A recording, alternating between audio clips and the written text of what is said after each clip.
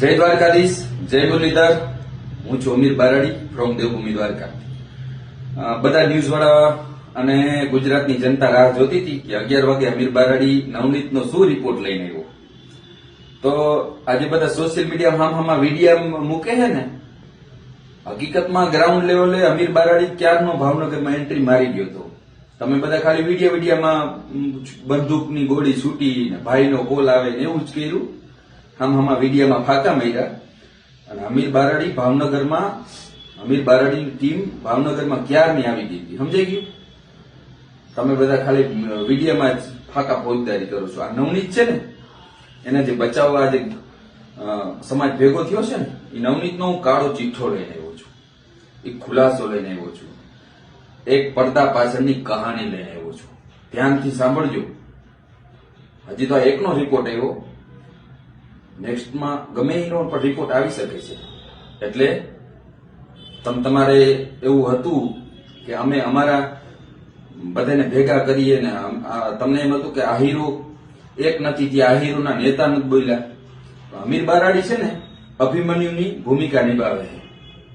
એકલા હાથે લડે ને, પણ અમીર બારાડી એકલા હાથે નથી. અમીર બારાડીની પાછળ આખો આહિર સમાજ છે. હવે હું રિપોર્ટ રજૂ કરું છું તમારી સામે. ચલો, બગદાણા ગામનો ભૂમાફિયા અને અસામાજિક તત્વો નવનીતભાઈ ડાયાભાઈ બાલકિયા છેલ્લા કેટલાક સમયથી બગદાણા ગામના કોળી યુવક નવનીત ડાયાભાઈ બાગલી અસામાજિક તત્વો દ્વારા જીવલેણ માર મારવાની ઘટના ચગે છે અને આ વ્યક્તિ પીડિત છે. એ બાબતે એને ન્યાય મળવો જોઈએ. બરાબર? હવે આમાં જાતિવાદી રાજકારણ થઈ રહ્યું છે.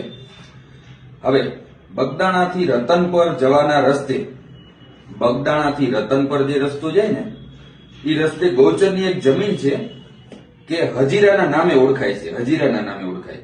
ક્યાંથી? બગદાણાથી રતનપરની વચ્ચે છે ને હજીરાના નામે ઓળખાય છે. ત્યાં આ વ્યક્તિ કબજો કરી લીધેલ છે નવનીતે. કદાચ એનું રહેઠાણ પણ ત્યાં જ છે. કઈ રીતે માલિક બન્યો તે તપાસ થવી જોઈએ. રેડી? એની તપાસ થવી જોઈએ. મુદ્દા નંબર 2, ત્યાં જ તેનો ઈંટો પાડવાનો ભઠ્ઠો છે. ગામમાં કોઈ પણ સરકારી કોન્ટ્રાક્ટમાં પોતાની જ ઈંટ રેતી કપચી વાપરવાનું, નહીતર કામ રાજકારણ કરી કામ થવા દેતો નથી.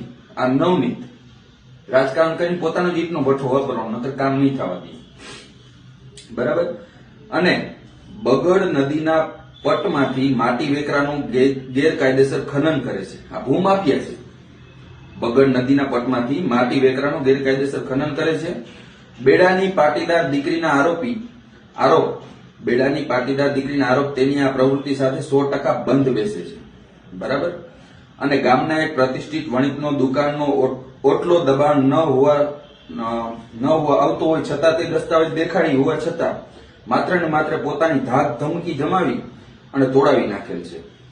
ગામમાં વણિકની દુકાનનો ઓટલો તોડાવી નાખ્યો. ભાઈએ ગામમાં એટલી રંજાય છે ને, એ પીડિતને ત્યાં જઈને પૂછો રૂબરૂબમાં. અને પોતે કોઈ સરકારી કે બંધારણીય હોદ્દા પર નથી, છતાં બગદાણાના સરપંચ તરીકે પોતાની ઓળખાણ આપે છે. ગેરકાયદેસર ગેરપ્રવૃત્તિ કરીને લાભ લે છે. બગદાણા સરપંચ છે ને. બરાબર? અને તેની આવી ગેરપ્રવૃત્તિના લીધે બગદાણા ગામનો કોળી સમાજ જ નહીં, તેમના પોતાના આગેવાન તરીકે સ્વીકારતી નથી. જો સ્વીકારતી હોય તો સમાજે વિચારવું રહ્યું આ બાબતે. અને બગદાણા આશ્રમમાં સેંકડો સેવા મંડળના હજારો લાખો સ્વયંસેવકો છે. તે પૈકી બગદાણા ગામના પણ અનેક સેવા મંડળ ચાલે છે.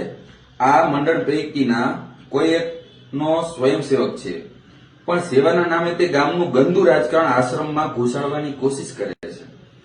અને આશ્રમમાં પ્રતિષ્ઠિત સ્વયંસેવકો પાસેથી ₹13 લાખની સરકારી ગ્રાન્ટ આવે ત્યારે પાછી દેવાની શરતે બગદાણા ગામમાં કામ કરવાના નામે લઈ ગયેલ છે.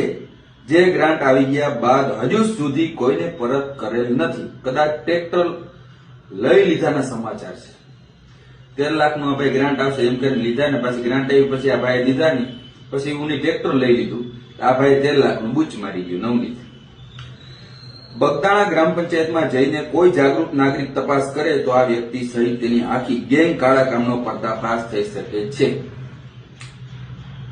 પૂજ્ય બજરંગદાસ બાપા આવ્યા એ સમયે બગદાણા ગામમાં અનાજ દળવાની ઘંટી પણ નહોતી. લોકોએ અનાજ દળાવવા પણ બાજુના ગામ મોડ પર ટીટોળિયા જવું પડતું હતું. આગમન અને તે બાદ હવે આશ્રમ થકી આજે બગદાણામાં સેંકડો લોકલ રોજગાર અને 2 ટાઈમનું ભોજન મળી રહ્યું છે. તેમાં કોળી સમાજના લાભાર્થી સૌથી વધારે છે, એ પણ હકીકત છે. હવે આશ્રમમાં ભાવિકોના ઘસારાથી રોડ ટ્રાફિક જામ થાય છે.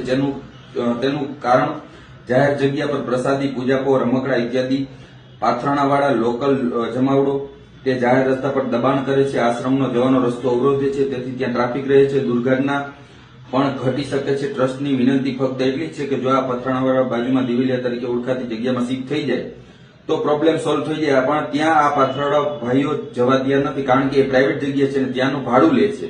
જ્યારે આ સરકારી દબાણમાં કોઈને કંઈ લેવાનું નથી, દેવાનું નથી. આ કેસમાં આ વ્યક્તિ આ લોકોનો આગેવાન બનીને ટ્રસ્ટને રંજાડે છે, રાજકારણ કરે છે. આમાં પણ નવનીત છે. આ નવનીતને બચાવવા નીકળાશો ને? ગામમાં તો દુર્દશા કરી, હવે આશ્રમમાં પણ દુર્દશા કરવા નવનીત પહોંચી ગયો.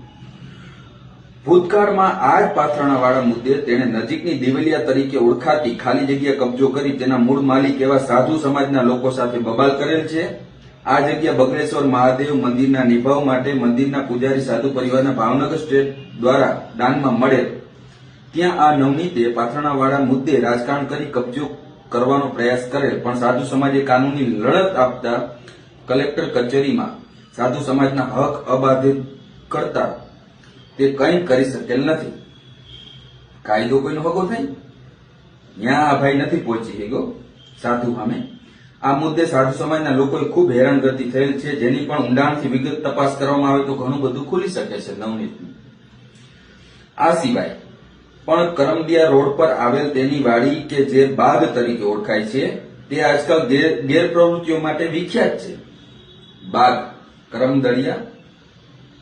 કરમદિયા રોડ ઉપર ગામના જ એક અત્યંત ગરીબ બ્રાહ્મણની યુવતી પર તે વર્ષોથી અત્યાચાર કરી રહ્યો છે. આવા વ્યક્તિને જો કોળી સમાજ આગેવાન સરપંચ ગણાવીને રાજકારણ કરવા માંગતો હોય તો કોળી સમાજ સહિત સૌ સમાજે વિચારવાનું રહ્યું કે આપણે કઈ દિશા તરફ જઈ રહ્યા છીએ. ગામમાં આવીને